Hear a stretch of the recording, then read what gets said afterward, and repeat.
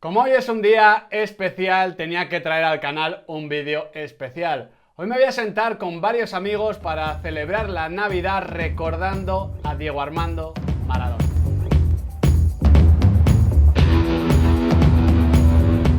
Muy buenas chicos y chicas, ¿qué tal estamos? Bienvenidos de nuevo a Diario de un Periodista Deportivo. Hoy para celebrar la Navidad, bueno, pues me he juntado con tres buenos amigos, que es lo que se hace en estas fechas, para recordar a un grande que se nos ha ido, que por desgracia también es lo que muchas veces se hace en estas fechas. Hoy vamos a tener una conversación distendida, nada formal, como no era él, evidentemente, sobre Diego Armando Maradona. No tenemos guión, no tenemos bloques definidos, lo que sí tenemos, por ejemplo, es un copazo en honor al Diego que me voy a ir tomando mientras escucho a mis buenos amigos David Mata, Eduardo José Ustares y Sergio Vilariño. Para comenzar, Bill, bueno, lo primero, feliz Navidad, y lo segundo, ¿por qué se dice con tanta facilidad e incluso con tanta unanimidad que Diego Armando Maradona ha sido el más grande? Y ya no es una cuestión de nivel, sino eso, de grandeza, de leyenda, de relato, de legado. ¿Por qué Diego sí y Pelé, Cruyff, Beckenbauer, Eusebio, Di Stéfano, incluso Leo Messi o Cristiano Ronaldo no? Bueno, en primer lugar, felices fiestas, Miguel. Yo también he venido preparado. Yo creo que la verdad es que nosotros consideramos a Maradona el más grande, quizá no el mejor ya, sino el más grande jugador, el más grande futbolista, porque básicamente fue lo que los demás no fueron fuera del terreno de juego. Es decir, no solo fue, obviamente, un genio del balón dentro del terreno de juego, sino que se puso siempre del lado del débil. Y es algo que muchos otros jugadores de tremenda categoría no hicieron. Es decir, casi todos tendieron a ponerse del lado del fuerte, del lado de las autoridades, a tomar el camino fácil, el no mojarse en ciertos aspectos. Él fue todo lo contrario. Él, de hecho, yo creo que se mojó incluso demasiado. Y yo creo que por eso la gente también le tiene cariño, como que lo nota más cercano. Además, es que esa contraposición mismamente con su gran rival del momento, Michel Platini, y Sí, y su gran rival histórico, Pelé, es que los dos no pudieron estar más cerquita del poder en cada momento. A mi totalmente. lado también está David Mata. ¿Qué tal, Hola, David? Miguel. ¿Por qué para ti, que eres un argentinófilo de pro, Diego Armando significa tanto? Bueno, también hay que decir que obviamente hay un factor generacional. Es decir, muchos de los que Sí. tenemos, los que tienen mi edad, pues vivieron en primera línea el Mundial del 86. Viendo, David, la calidad de tu webcam, ya se sobreentiende que de 1993 no eres. No, no, emito directamente, como en el código Cambridge, emito desde el 1986. El tema es que, el tema es que, claro, obviamente hay un vínculo emocional, ¿no? Lo que pasa es que a mí me da la sensación también de que muchas generaciones posteriores han podido empatizar mejor con lo que estabais diciendo, ¿no? Diego no solamente es un jugador, sino que es una historia. Y la historia y él aparte ha sido increíblemente fiel a su propia historia personal, a su propio relato. Como personaje literario es fantástico. O sea, ha dejado un montón de situaciones, de anécdotas que son susceptibles de interpretación en clave de este argumento, de esta línea, digamos, mitológica. Y a mí me da la sensación de que mucha gente joven de generaciones posteriores que a lo mejor no le vieron jugar directamente, o cuando le vieron jugar ya era muy mayor, pues luego leyendo, viendo vídeos, viendo, digamos, todas Sí. sus múltiples cruzadas en la vida, pues han podido, digamos, empatizar mucho con el personaje que era. Y en ese sentido, hoy en día, según el discurso actual, que es pues más atrayente, más atrapante para la mayoría de las personas, parece que hoy en día es el dios vigente del fútbol. Totalmente. De hecho, Eduardo José Ustari desde Colombia a Cancún. Yo ya te llamo Cundera porque la confianza da asco, como se suele decir. Tú eres de mi generación. Tú no has vivido a Diego Armando Maradona, yo tampoco. Y sin embargo, Kun, yo sentí algo parecido a cuando falleció Kobe Bryant, ¿no? Sin comparar figuras, pero como primero que morían dos inmortales, lo cual es una gilipollez, así dicha. Todos somos humanos, pero de verdad, creíamos que eran inmortales.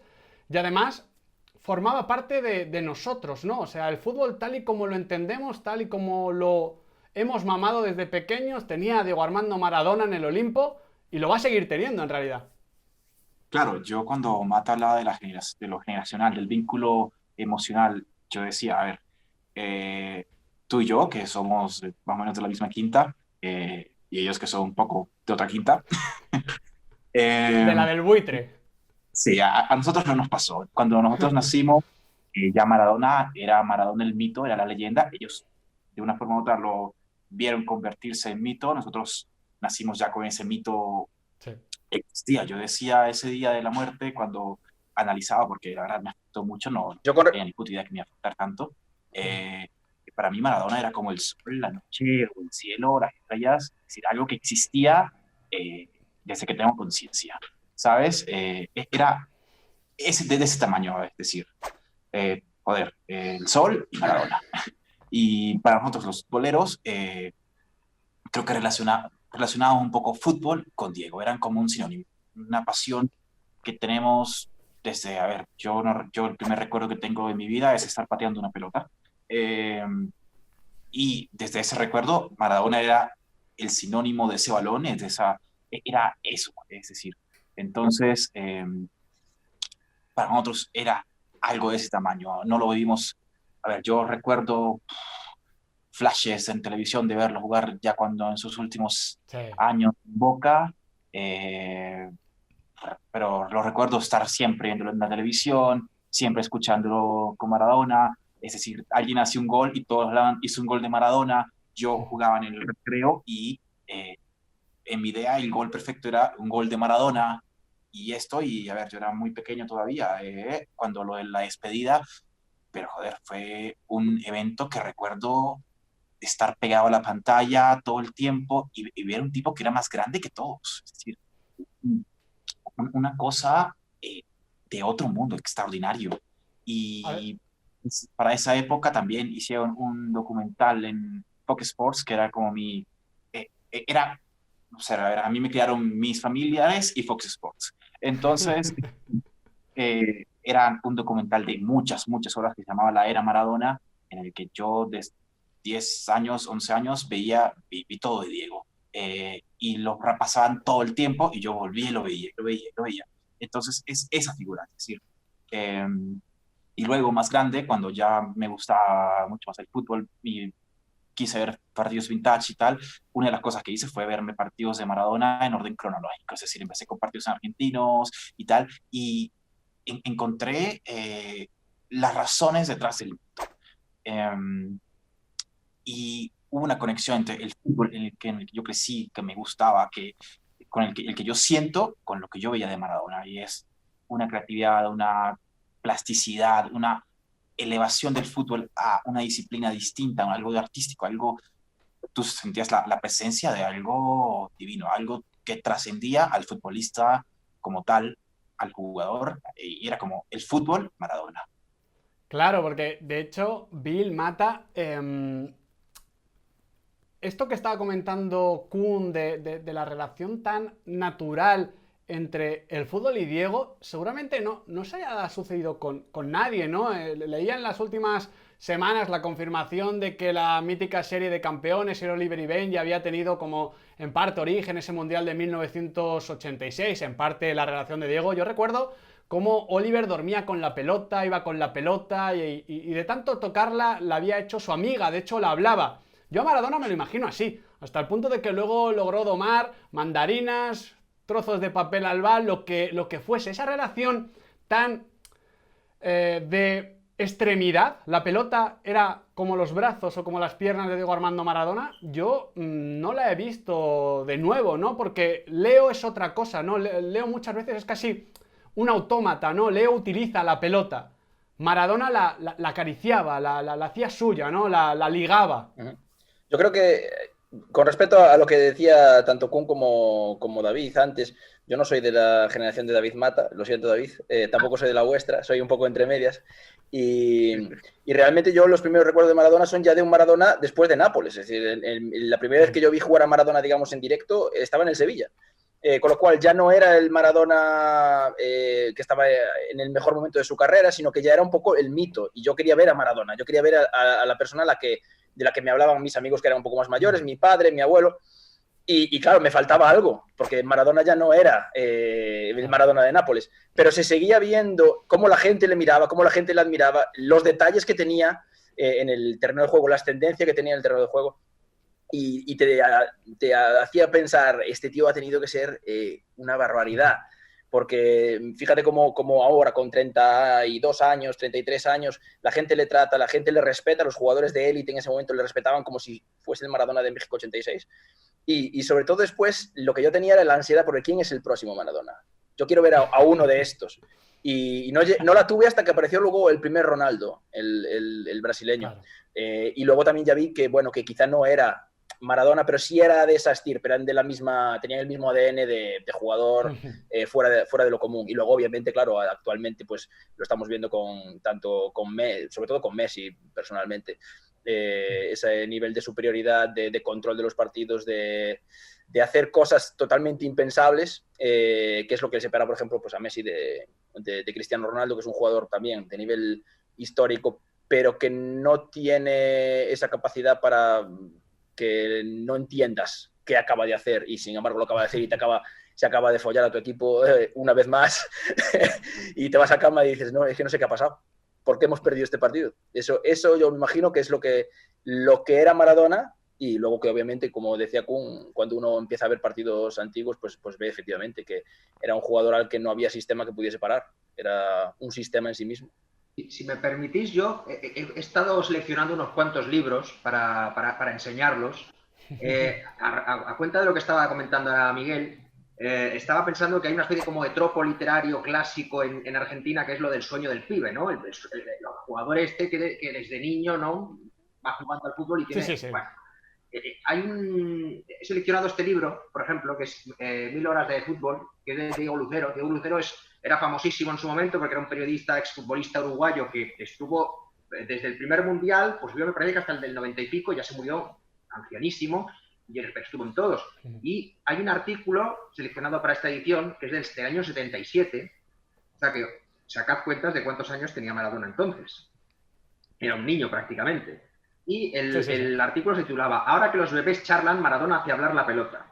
Entonces dice, porque con esto de los bebés que ya vienen con un micrófono abajo el brazo, con carácter de stickers de nacimiento, se produce el caso de comprobar que antes solo nacían jugando al fútbol como este tocayo fenómeno que es Diego Maradona, 16 años, y de quien la gente pregunta si habla. Sí habla, pobre de vos, más que habla, hace hablar la pelota. Y como Maradona es casi un niño en Parque Patricios, la tarde dominguera fue la fiesta de niñez esperanzada. El artículo es más largo, o sea... Habla del argentino, se relata el partido, habla de las jugadas de Maradona siendo un niño jugando con adultos.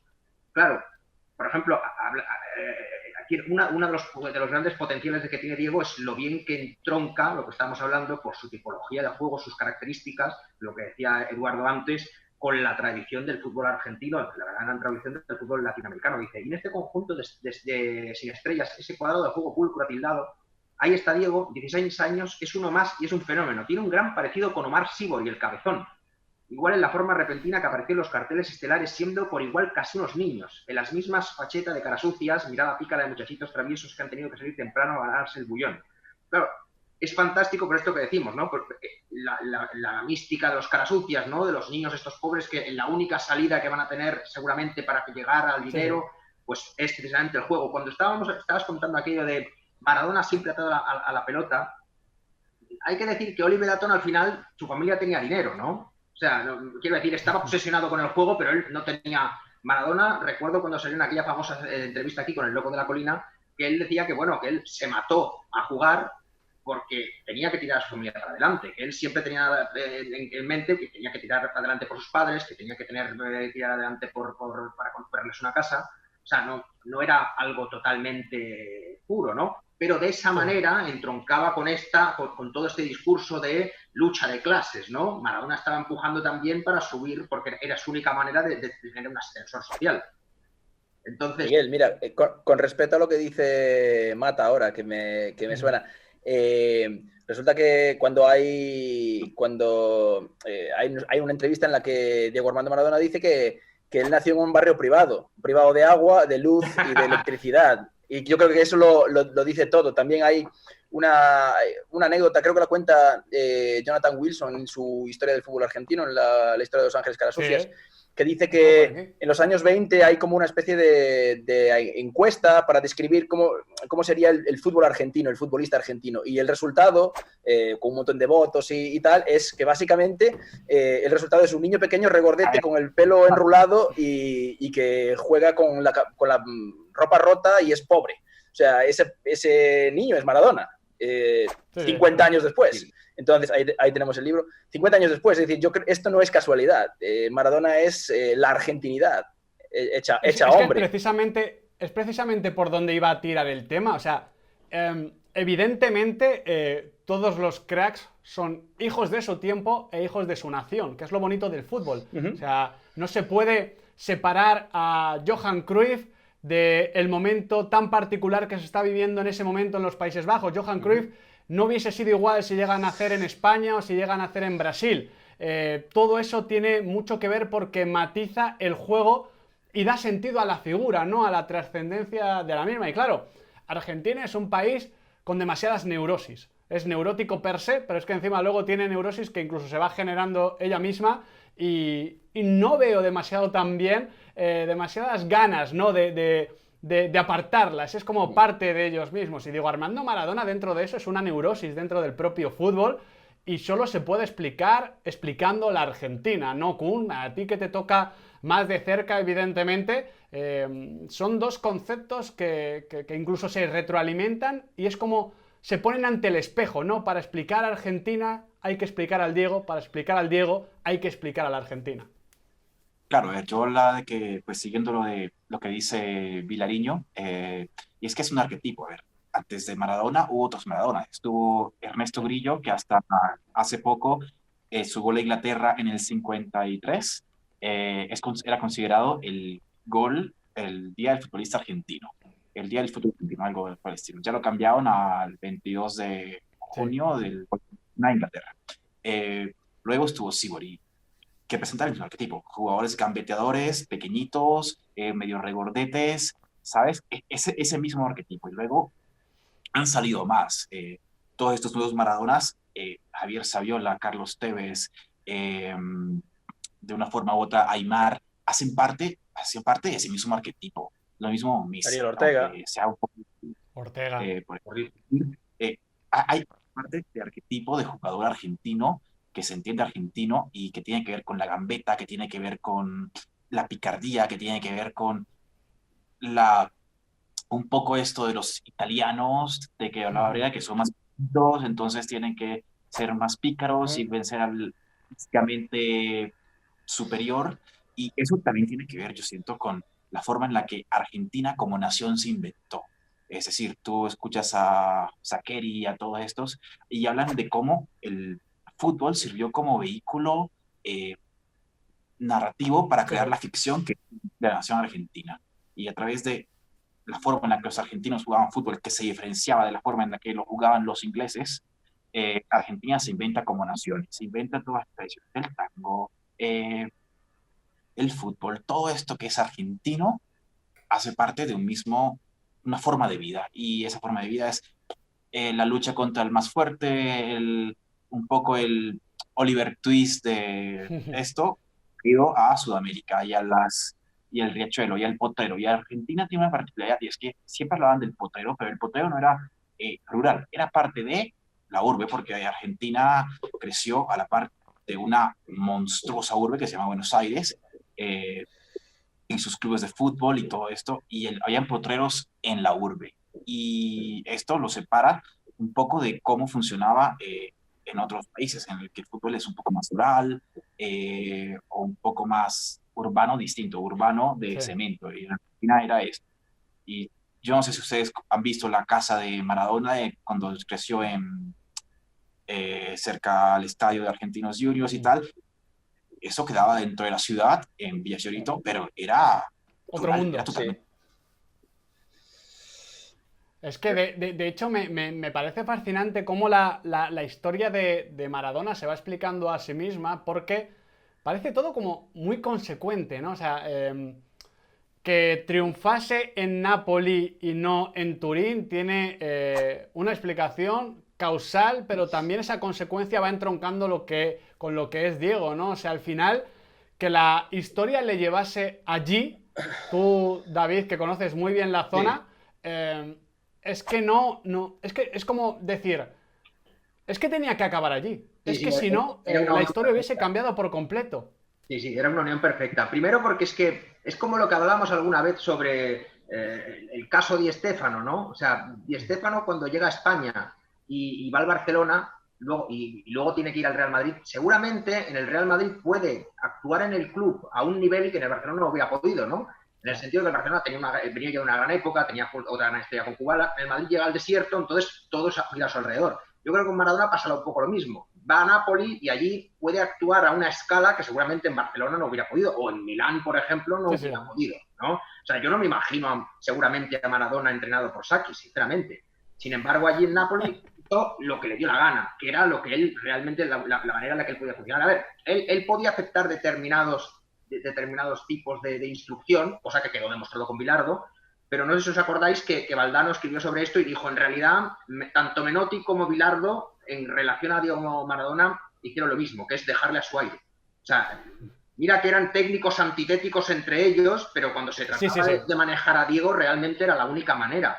Y claro, él actúa a unos niveles, hemos estado hablando hace unos días, salió Corrado Ferlaino y reconoció sin ningún problema que el entrenador era Maradona. Que hay un momento en el que ya echan al entrenador y al siguiente que ponen, pues prácticamente es para que nominalmente hubiera alguien, pero que actuaba como preparador físico. Maradona elige los jugadores, Maradona negocia con ellos en el campo, ¿no? Hay un montón de anécdotas, incluso en su biografía, diciendo que hablaba con uno y que le decía, no, tienes que venirte el próximo año, vas a jugar aquí y tal, y el otro decía, hombre, pero sí, me va a matar mi afición si hago eso, ¿no? Entonces, o sea, es un nivel de implicación extraordinario y luego Maradona, pese a que siempre se ha dudado sobre su inteligencia, era un hombre increíblemente hábil en la manipulación de las masas. O sea, la capacidad que tiene para llegar al corazón de los napolitanos y para ganárselos. Bueno, estamos hablando de que fue una ciudad que durante el Mundial iban en contra de su país por apoyar a un jugador.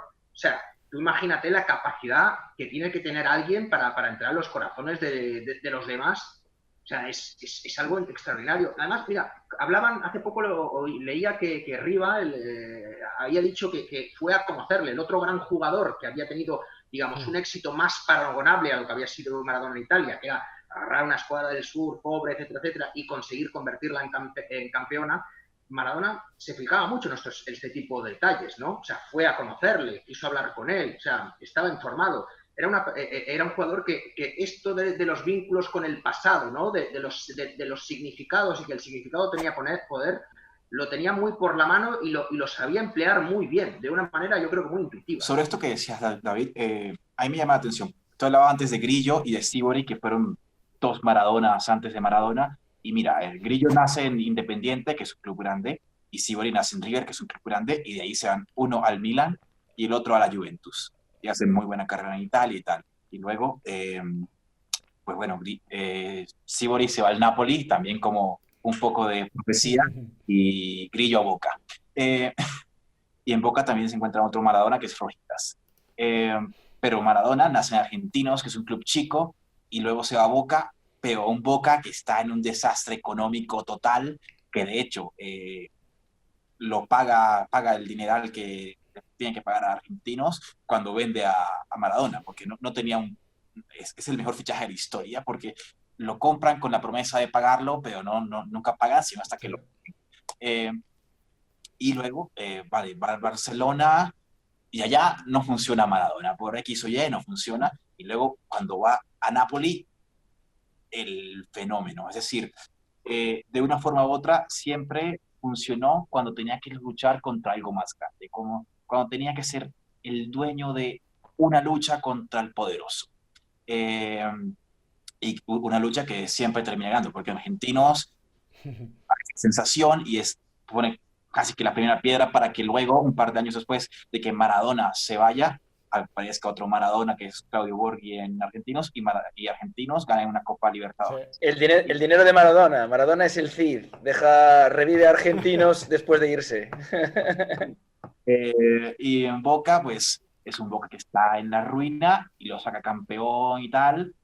Y luego, pues en Napoli lo mismo, o sea, hace que Napoli se convierta en una potencia del mundo. Es decir, está siempre, ¿no?, que juega con paquetes. O sea, el primer equipo no era tan bueno, pero luego Maradona y su poder van atrayendo jugadores de primerísimo nivel y él mismo los va fichando, como decía Mata.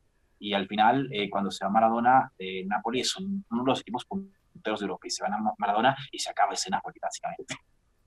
Entonces, Es que mucho con Biel. en ese sentido, Kun, lo que quieres decir es que no solo, bueno, más allá de su leitmotiv de lucha contra el poderoso, que es algo que a él también le ha gustado propagar, o sea, él se ha sentido muy cómodo, evidentemente, con ese traje, no solo es piedra angular, sino que casi es la primera piedra, ¿no?, de esos proyectos, de esas situaciones, esa tabla rasa necesaria sobre la que construir. Claro, yo no sé si tú te acuerdas, uno de mis primeros textos en Ecos, en el que hablaba hablaba de Roberto Mancini, pero el primer párrafo te lo dediqué a Maradona, sobre el conocimiento de la inmortalidad para el jugador. Y yo decía que nunca hubo alguien en el fútbol que lo tuviera tan claro como Diego, desde que salía Sí.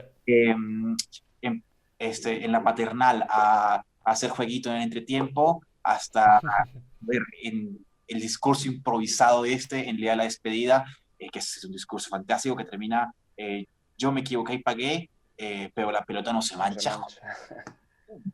Él ¿Qué contrataba frase? 20 escritores de cualquier tipo y no salían con un discurso mejor. Él con los ojos cerrados haciendo esto, delante de toda la puta bombonera llena, las mejores figuras de los últimos 20 años del fútbol reunidas en el estadio y transmisión a todo el mundo, y él sale con ese puto discurso. Es que es un autoconocimiento de los pequeños gestos de inmortalidad que se convierten en grandes gestos que él tuvo durante toda su puta carrera. Cuando se hace la raya esta de Boca, cuando regresa de Boca, joder, es impresionante, todo lo manejaba. Decía, hace poco participé en Play Fútbol en un podcast sobre Maradona, y Ezequiel Fernández Mores hablaba sobre el día de la semifinal contra Italia y cómo Diego esperó a que su cara apareciera en la pantalla para responderle a la cantidad de italianos que lo estaban puteando. Esperó ese momento para salir y decir hijos de puta, ¿sabes? Es un dominio de eso, de esa capacidad de crear situaciones y gestos mitológicos que otros jugadores no tuvieron. Sí, es lo mismo que en el partido contra los ingleses, la foto más mítica, que es el mismo ángulo que de esa final del 70 Brasil-Italia, en la que Pelé está mirando a la cámara y es el único que está mirando a la cámara porque él sabe que es el rey. Maradona es el único en esa foto que está mirando a los ingleses y lo está mirando con cara de asco, de decir, esta me la vais a pagar. Estaba pensando, lo decía en su biografía, en Yo soy el Diego, decía, yo antes del partido decía que esto era un partido de fútbol, que no pasaba nada, pero cuando estaba allí lo único que pensaba era en la guerra y en los pibes que habían muerto y no podía pensar en otra cosa. Y eso se le ve, es decir, ese dominio de la escena que solo tienen las grandes figuras de cualquier ámbito, es lo que hace a Maradona, un poco de lo que hablábamos al principio de cuando abrimos la conversación, es lo que hace a Maradona diferente. El saber, yo mando aquí, yo estoy aquí y todo el mundo me mira a mí, a nadie más. Da igual si está Careca, da igual si está Alemão, da igual si está Schuster, el personaje soy yo, la estrella soy yo, el líder soy yo, y si no me aceptáis así, yo no voy a rendir como si lo hacéis. Pero si el equipo le acepta como líder... ¿Cómo se traduce todo esto en lo futbolístico, Bill? Porque, claro, hablamos de la narrativa, de la lírica, de la épica, todo eso, si no se retroalimenta, no ya con nivel, sino con un fútbol coherente, se nos cae, se nos escurre entre los dedos, ¿no? No puede ser incoherente la personalidad y el futbolista. Evidentemente aquí todo estaba unido, todo estaba ligado, pero ¿cómo se traspasaba esto al jugador de fútbol? Yo creo que es lo que estamos hablando. Diego era en ese aspecto muy coherente con el contexto en el que estaba, con la gente que le rodeaba. Él sabía que en Argentinos todavía tenía esa capacidad para dominar desde el regate, ¿no? Por decirlo de alguna manera. Era un jugador totalmente diferente y luego conforme va avanzando en su carrera va a dominar mucho más desde el pase, a pesar de que tiene esas arrancadas, ¿no? Míticas de él, que se lleva a 3, 4 jugadores, incluso ya en Italia 90, con los tobillos hechos una pelota de tenis, pues es capaz de hacerlo, por ejemplo, contra Brasil. Pero sí que es capaz de ver lo que tiene a su alrededor, qué le falta a su equipo y qué le sobra a su equipo. Con lo cual, ahí en ese aspecto yo creo que es una de sus mayores virtudes, la visión que tiene del fútbol, su cerebro. A pesar de que siempre hablamos de la zurda, siempre hablamos de pues, que es muy explosivo, que tiene un centro de gravedad bajo, que es muy difícil tumbarlo. Yo creo que lo difícil no es tumbarlo, lo difícil es que se quede en el suelo. Maradona, por ejemplo, lo vemos en México 86, el partido contra los coreanos, le pegan más que a muchos jugadores en toda su carrera. Y lo tiran al suelo y él se cae y sigue andando, a 4 patas se levanta, y es algo que no vamos a ver posteriormente, porque posteriormente los jugadores se van a dejar caer simplemente y van a cobrar la falta, ¿no? Y listo. De hecho, en eso, Bill, sí que Leo sigue sí, un instinto parecido. Sí. Siempre se ha hablado de, para empezar, lo primero que era, lo complicado que era cazar a Messi. Muchas veces se situó eso en el debate. Es que no van a por Messi como iban a por otros. Bueno, para empezar es que no podían, no llegaban. Es difícil. Exactamente, pero luego a Leo le daban y Leo se quedaba de pie con una obsesión, una neurosis también de seguir la pelota. Eso era también Diego, le pegaban y en vez de mirar su pierna, en vez de mirar atrás, miraba la pelota y miraba lo que tenía enfrente, que es algo que como tú dices es que no se ve. Pero eso es una reacción típica de pachanga entre colegas. O sea, tú cuando estás jugando con tus amigos y te hacen una falta, una de dos, intentas seguir o te revuelves. Esas son las dos opciones, no te tiras, no lloras. ¿Para qué vas a sacar una falta contra unos colegas? ¿Qué pasa? ¿Le vas a sacar amarilla? Efectivamente, y al final eso es un poco espíritu de potrero, espíritu de haberte criado en una cultura diferente. Eso es algo que en muchos casos, pues las generaciones actuales de chavales que se han criado, pues ya con entrenadores desde muy pequeños, en campos de césped artificial, con todo, digamos, fácil, ¿no? Para ellos, por decirlo de alguna manera, pues no van a tener. Al final, Maradona lo que tiene es eso, entender lo que tiene a su alrededor. Eso es lo que le hace también convertirse en el rey de Nápoles. Porque, por ejemplo, lo que comentaba Koundé en Italia 90, cuando le enfocan y dice hijos de puta, ¿no? En la final, para que claramente los italianos sepan lo que son, por pitar el himno, por todo lo que le han hecho. En la semifinal hay una misma imagen, le enfocan cuando suena el himno argentino y no se pita el himno argentino. La mayoría de los napolitanos lo respetan y él les asiente con la cabeza como diciendo, muy bien, eso es lo que hay que hacer. Y luego, después del partido, dicen, no, yo creo que le preguntaban si creía que Nápoles había animado más a Maradona o a Schillaci, ¿no? Que era pues el gran ídolo, aparte era del sur también. Y decía, no, yo creo que han animado más a Schillaci, pero por lo menos no han respetado el himno argentino, que es algo que no ha pasado ni en Milán ni en Roma. Y con lo cual ya suelta también el palo para el siguiente partido, que es la final en Milán. Claro, es que es lo que os comentaba, ¿no? De cómo parece que su historia la ha escrito un escritor, porque no solo te permites esa venganza en el 86 contra los ingleses, además comprimiendo lo mejor y lo peor, lo humano y lo divino en los 2 goles seguramente más recordados de su carrera en un único partido, sino que luego llega el siguiente mundial y te permite tu propia revancha contra la nación que has enfrentado, porque en realidad, como se suele decir, Nápoles es un pequeñito país dentro de otro país, es otra cultura, otra realidad completamente diferente. Esa capacidad mata de aprovechar también las oportunidades que se generaban le define, ¿no? Él es, que quizás es lo que ahora se habla de los cracks, ¿no? Esto es siempre que se dice es que Messi era Maradona todos los días.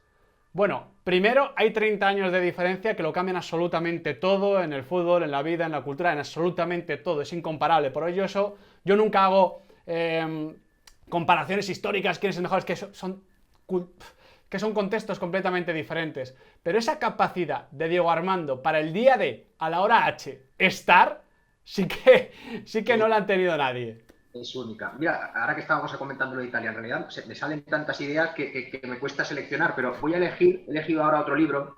Esto es Parola di Brera, que es una recopilación de artículos de Gianni Brera. Ya tardaba en salir Brera. ¡Hombre!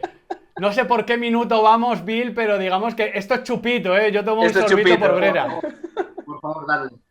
El tema es que hay un artículo dedicado a cuando el Nápoles gana la Liga, ¿no? Entonces se titula Gloria al Napoli y a su gente, ¿no? Página 47. Entonces es interesante porque dentro del particular estilo de Brera, los que no nos hayan seguido anteriormente y no sepan que doy siempre la mula con este autor, pues sabrán que es conveniente introducir que solía hacer una especie como de semblanzas hablando de temas sociológicos, etnológicos Siempre. y tal. Algunas de sus opiniones hoy en día pues seguramente acarrearían cárcel. El tema es que yo empiezo a hacer una pequeña lectura, ¿no? Habla del 12 de mayo del 87, entonces hace un pequeño resumen de todo lo que había sido la historia del Nápoles, de que en aquellos 61 años de historia, pues este era el primer scudetto que conseguían. Es durísimo con el sur de Italia, o sea, dice que el único éxito similar pues es el del Cagliari, y dice cosas como dice que es una excepción en el misterio límbico, en el limbo étnico que supone el sur de Italia.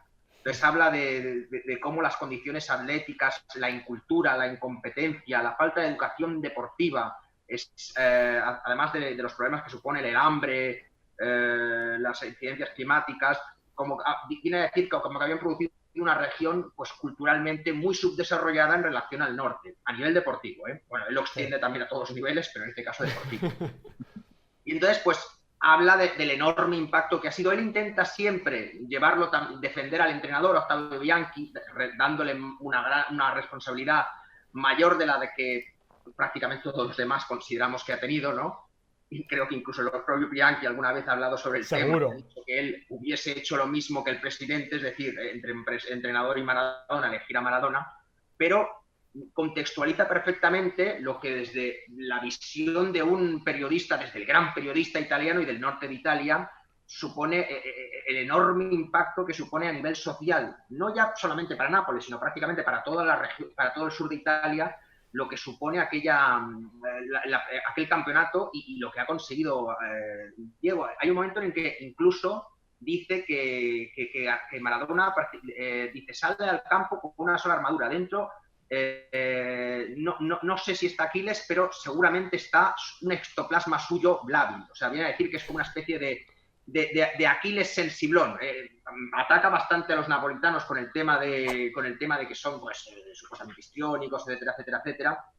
Pero sí que llama la atención, ¿no? El tema del enorme impacto social, cultural que supone. Algo que cuando tú vas a Nápoles se percibe perfectamente. O sea, yo recuerdo la primera vez que llego allí, hay toda una serie de personajes que estaban muy introducidos en la cultura popular. Era muy fácil que tuvieras un Totò, por ejemplo, el del actor, que vieras un Polichinela, el Padre Pío, y obviamente Maradona, ¿no? O sea, el culto a Maradona era algo exagerado a unos niveles. Yo recuerdo cuando me llamaban al famoso café en el que está el pelo de Maradona, ¿no? Ver a parientes que realmente cuando llega un partido es que te montan un altar. O sea, algo totalmente sincrético, pero que parece un culto. Me recordaba cuando estuve en el sudeste asiático, cuando me casé, que estuve haciendo viajes de novios, y tú veías el tipo de altar que montan a sus familias en el sudeste asiático y las ceremonias que se hacían previa partido con tema religioso maradoniano me recordaba enormemente.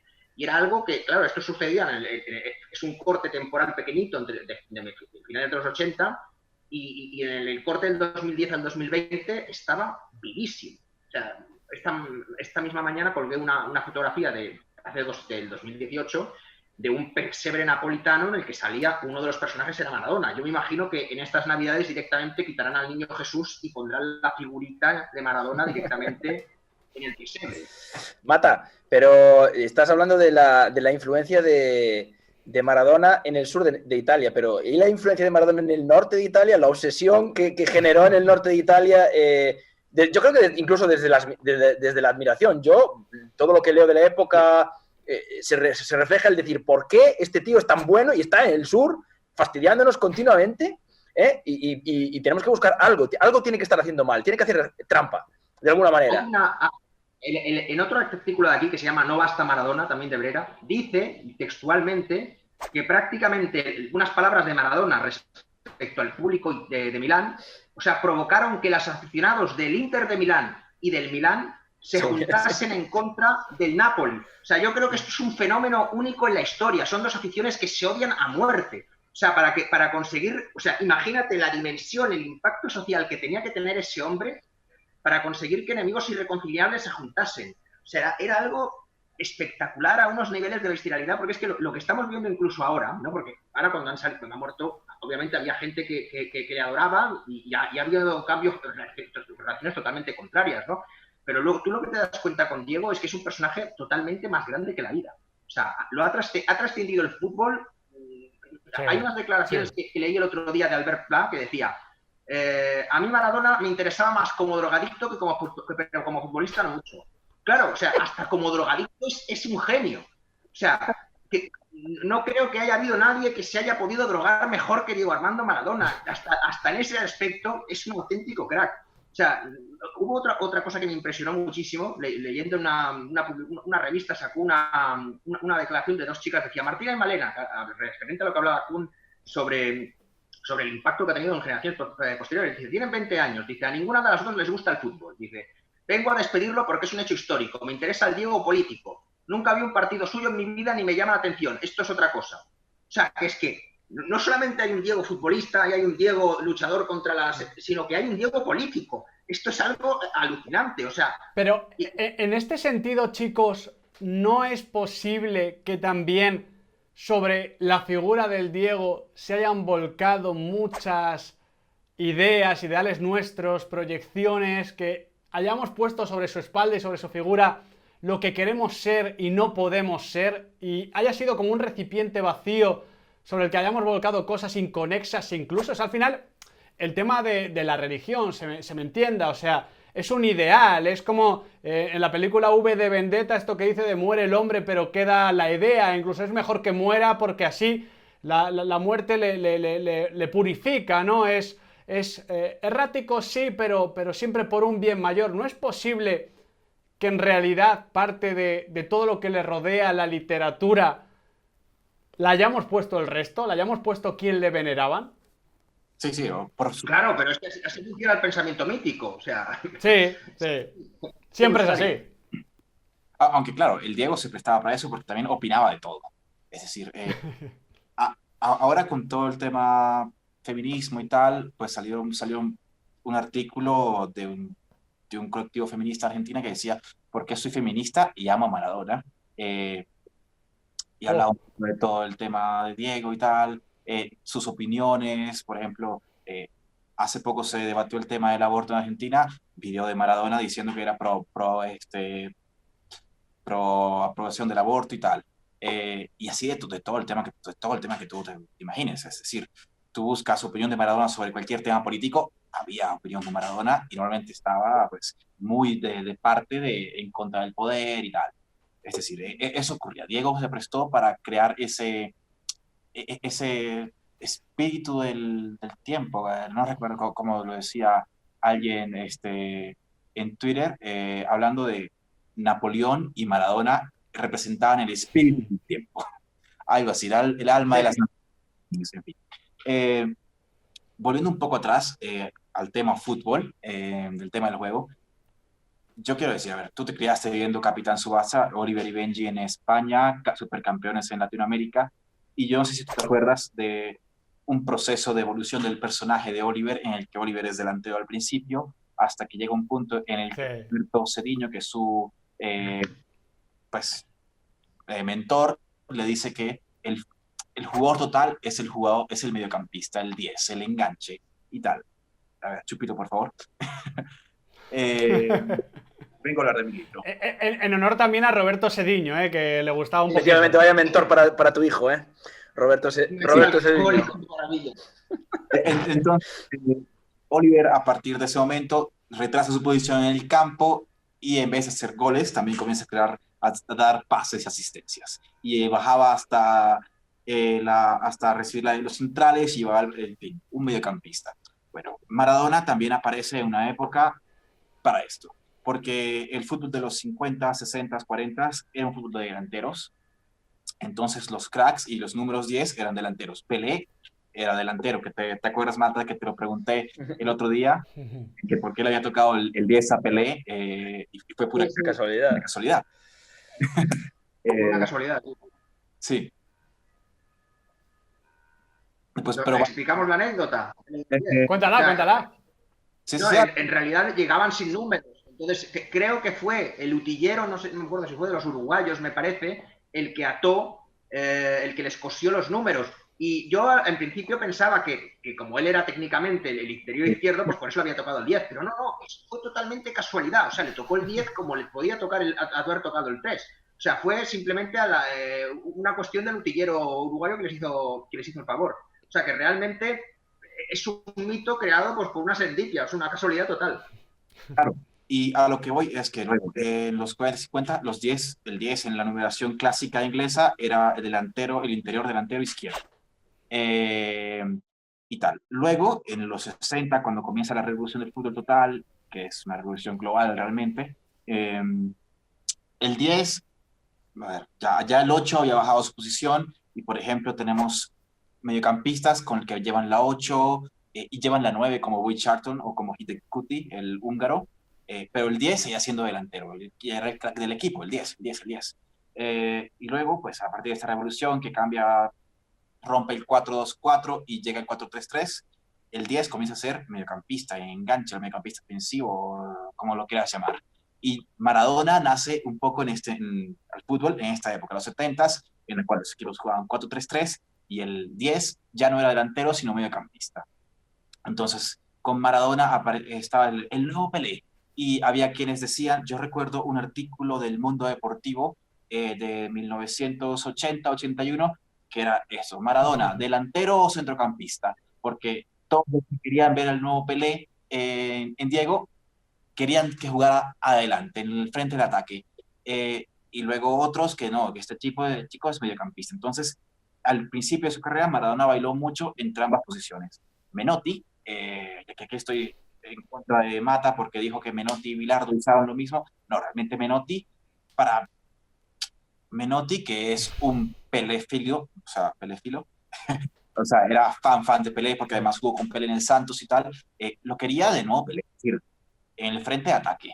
Y como ya no jugaban 4-2-4, sino 4-3-3, entonces era o lo ponía de 9, de delantero centro, pero con capacidad para jugar en todas partes del ataque, o lo ponía de media punta de izquierdo y dejaba de jugar sin extremo izquierdo, que es como jugó en el Mundial del 82, con Kempes de interior izquierdo, Ardiles interior derecho y tal, y Bertoni o Valdano y tal, del 9 o de extremo izquierdo, en fin. Pero era eso, darle un punto de partida a Maradona de delantero para que Maradona jugara por todo el campo de ataque. Y lo mismo repitió en el Barcelona. Pero luego otros entrenadores como el Zurdo López en Argentinos y, joder, ¿quién le llamaba Boca en el 81? No recuerdo. Lo ponían de mediocampista, lo ponían de enganche y, de hecho, ¿Marzolini? el de Boca... ¿Silvio Marzolini puede ser? Silvio Marzolini, sí, exacto. Lo ponía a Brindisi, que era mediocampista, de delantero, para que Maradona pudiera hacer y aparecer en el círculo central y estar en la creación de juego. Y una de las cosas que pasa cuando llega al Napoli es que él elige ser mediocampista y juega de mediocampista. Y es el cerebro del equipo y juega y recibe el balón de los centrales, del lateral izquierdo, del 5. Y desde ahí, con su zurda, gambetea, pero también es un pasador de juego. Y ahí, en ese proceso de 1984, cuando deja de jugar con Menotti, y porque también Bilardo lo pone de mediocampista, no de delantero, en el que Maradona comienza a hacerse el dueño de su equipo, el dueño del juego, desde una posición retrasada, creando juego, siendo pasador. Sí, gambeteado y tal, pero todos hemos visto, hay un video que se llama Maradona Passing, dura 10 minutos, pases absolutamente locos. Maradona, sí, que a ver, que no hay otro futbolista que los haya hecho en la vida, porque y sobre todo en esos terrenos de juego, porque esos eran terrenos irregulares y Maradona lograba poner siempre un pase imposible para su compañero, en el que el compañero recibía ventaja y jugaba con el bote de la pelota. Es decir, la pelota botaba y se desaceleraba justo para que el compañero llegara y le cayera bien, fácil para controlar, para que la jugara. Sí, que esto es un dominio, porque por ejemplo, Jaime Rivera, que era un pasador fenomenal, lo que hacía era pasarla a media altura y que cayera al nivel de la carrera, ¿sí? Pero Maradona jugaba con el bote, te la ponía, dominaba toda la superficie del pie y todo el cuerpo, realmente, porque si te la quería poner con el hombro, te la ponían con el hombro. Y era una época de marcaje individual, entonces Maradona, es decir, con su marca en la espalda, pasaba y él con cualquier parte del cuerpo, de un toque, te la ponía al jugador que venía detrás y jugaba con paredes y tal. Y hacía pases de chilena, y hacía pases de rabona, y hacía pases de todo tipo, y con cualquier de tacón, tal, pero era un pasador de pelotas, es decir, tenía un mapa del campo y del cómo, qué a lo que sus compañeros necesitaban, tenía un cerebro de futbolista total, y por eso cuando va perdiendo poco a poco velocidad y gambeta y potencia y agilidad, y esa cosa simiesca de Goku, de Dragon Ball, que tenía de joven, siguió siendo un jugador demoledor porque tenía un mapa del campo y una capacidad para adaptarse a su cuerpo y a su técnica y al compañero y al rival. El famoso gol que hace al Milan, que tira el fuera de juego, pues vale, el desmarque se lo gana y pum, de cabeza a Gali sale. Ese cerebro lo tenía y por eso cuando ya no podía gambetear, seguía siendo un mediocampista con el mapa del campo que hacía mejores a sus compañeros, que se adaptaba al juego. Es decir, Maradona surgió en los 70s y terminó jugando hasta el 97. Son más de 20 años de carrera en los que el fútbol pasó del fútbol total, del van y vienen, a algo más posicional con Saki, y los campos mejoraron, el balón cambió, y Maradona sigue dominando el juego a partir de el juego colectivo, no solo a partir de jugadas individuales que tú decías, joder, ¿cómo hace esto? No se la pueden quitar. No, era también el juego, era toques de primera, era que mi marca no me deja tocar la pelota, pues vale, lo saco del partido y dejo que mi equipo domine el rival. Y era ese tipo de cosas, un conocimiento absoluto del fútbol y una capacidad técnica y creativa para hacer cosas inimaginables al servicio del colectivo, no solo al servicio de las jugadas de Maradona, no solo las jugadas del crack. Por eso a mí no me gusta la frase esa de Maradona, Messi Maradona 86 todos los días, porque Maradona no era solo el jugador que se recambeteaba a todos y hacía los goles, porque eso era solo una parte de su juego. Es decir, Maradona era un cerebro total, un Xavi, un Iniesta, un Platini, al servicio del colectivo, que había partidos en los que los tocaba solo de primeras 10 veces porque no podía más, pero lo hacía de tal modo que sus compañeros se hacían mejores y eran mejores. Yo con respecto a eso que dice Kun del pase, yo creo que si tuviese que darme con una categoría, ¿no?, del juego de Maradona, sería el pase. Sí. Siendo un regateador como era, siendo un líder como era, yo creo que el pase es lo que lo diferencia, porque al hilo de lo que decía él, yo creo que es la época más difícil para hacer esos pases, porque anteriormente, por ejemplo, teníamos el caso de Günther Netzer, por ejemplo, que es un pasador increíble, pero que dominaba una superficie del pie, que era el interior del pie derecho. Y con el interior del pie derecho, Netzer conseguía la trayectoria que hiciese falta para que la pelota evitase al marcador, llegase justo delante del pie del jugador que se estaba desmarcando, pero Netzer tenía un espacio en el centro del campo que Maradona no tenía. En la época en la que Netzer jugaba o estaba en su mejor momento, el marcaje era hacia el jugador que se desmarcaba. Es decir, Netzer tenía que buscar la manera de pegarla para dejar a ese jugador con ventaja con respecto a su marcador. En la época de Maradona es al revés. Es decir, él tiene a un tío detrás y tiene que hacer exactamente lo mismo que Netzer, porque el que está delante también tiene a un tío con él. Entonces, él tiene que buscar, tiene que procesar en un segundo, con un tío detrás que sabe que le puede reventar, y gratis, además, tiene que buscar, la toco de primeras, la toco de tacón, la intento controlar, me giro, la pego con el interior, con el exterior. Esa es la grandeza, y además tiene que medir un campo que es un patatal, la pelota va a botar irregular, si está mojado, todavía peor. Esa es la gran diferencia y la gran, digamos, lo que hace que esa época sea la más difícil para conseguir esos pases, porque ahora mismo es cierto que el pressing hace que tengas quizá menos tiempo para decidir, pero el marcaje en zona te da algo más de espacio a la hora de desmarcarte, a la hora de ver incluso te esos, diría esos Bill, movimientos. que ahora claro, mismo todo está más automatizado. La búsqueda del hombre libre total, casi que sí, no sí, fluye sí. de forma natural, sino que está preconcebida. Cuando recibe un interior, sabe quién tiene que Claro. estar libre o quién debería estar libre. ¿Quién se Exactamente. va a mover? Sí.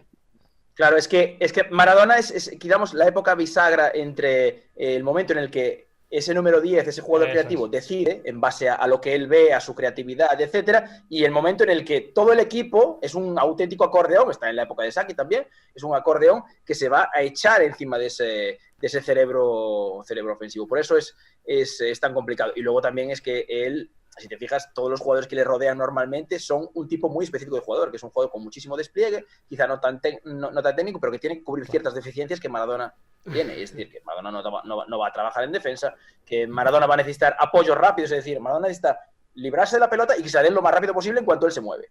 Y ya está. Eso es lo que te hacía Fernando de Napoli, Salvatore Bagni, Máximo Crippa, Burruchaga, que era otro nivel de jugador también, era un jugador muy bueno.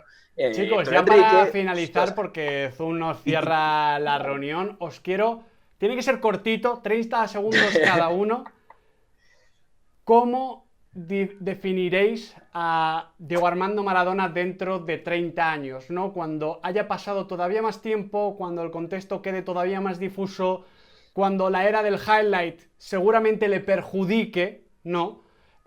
¿Cómo lo definiréis, Mata? 30 segunditos. ¿Cómo lo definiríamos? Pero, ¿quieres decir como futbolista, como mito? A tu nieto, Mata. Como futbolista, como lo que tú quieras. Llega tu nieto y te pregunta quién era el Diego. Yo creo que diría que Diego Armando Maradona ha sido si es italiano, le diría que ha sido el Garibaldi del fútbol. O sea, diría que ha sido prácticamente un futbolista que era un guerrillero.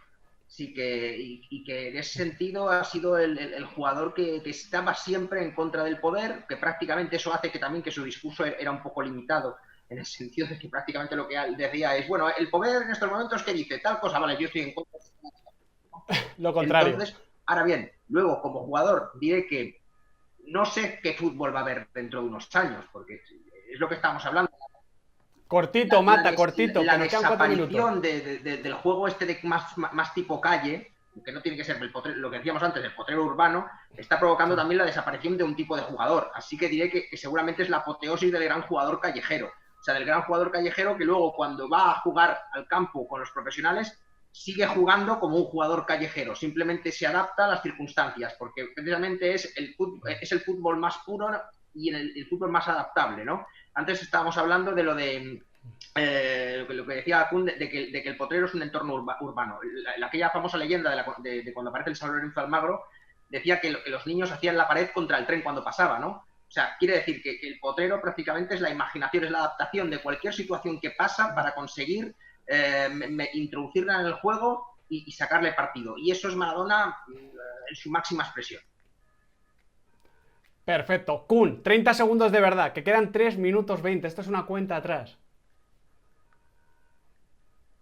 Vale. Yo tengo claro, para mí Maradona es el fútbol, la concepción del fútbol que se crea cuando el fútbol sale de Inglaterra y de Escocia y de las Islas Británicas y se mezcla con todas las culturas callejeras y todo urbano de distintas partes, esa construcción del juego como creatividad, malicia, inteligencia, improvisación individual al servicio del colectivo, que es todo lo que se gestó en el fútbol del siglo XX, en esa primera mitad. Maradona es la cima de eso, es el fútbol que hemos escrito, que se ha leído, que todo eso, Maradona De es hecho, eso, es el me juego. gusta Yo Maradona pienso como la que consecuencia del fútbol.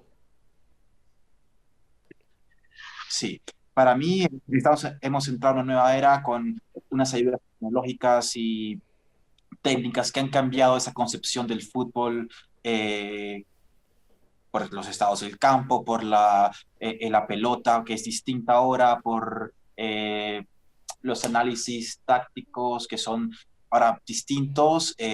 por la cantidad de información que se puede gestar, etcétera. Es una nueva era. Yakun, que se nos va, Bill, Lo de 30 Maradona, segundos. Yo diría que Maradona es el primer y más auténtico jugador global. Ahora no tiene ningún mérito ser un jugador global, con las redes sociales y todo, te van a meter highlights y te van a vender un producto. No hay que más que ver a Paul Pogba, chupito.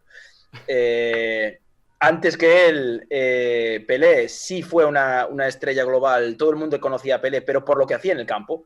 Maradona no solo era conocido por lo que hacía en el campo, sino que además influía en tu vida. Estaba en muchos aspectos de tu vida que no tenían nada que ver con el fútbol. Y esa es su verdadera grandeza y es lo que hace que en Argentina sea lo que es y Messi no. Pues muchísimas gracias, chicos, David, Kun, Vilariño, por acompañarme en esta Navidad tan especial hablando del Diego. Espero, chicos, que os haya gustado este especial. Si es así, suscribiros y activad la campanita, porque aquí en Diario de un Periodista Deportivo, gracias, por supuesto, y sobre todo a Diego Armando Maradona, el fútbol nunca se acaba.